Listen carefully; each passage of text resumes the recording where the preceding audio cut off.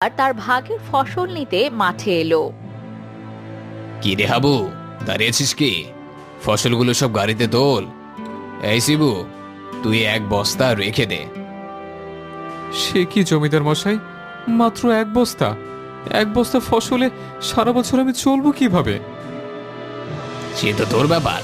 আমার জমির ফসল, যেটা আমার পাওনা, সেটা আমি নিয়ে যাচ্ছি। এত কষ্ট করে যে ফসল আমি ফলাই, তার সবটাই তো আপনি নিয়ে যান। এবার থেকে যদি এমন করেন, তাহলে আমি আর আপনার জমি চাষ করব না, এই বলে দিলাম। যত বড় মুখ নয় তত বড় কথা।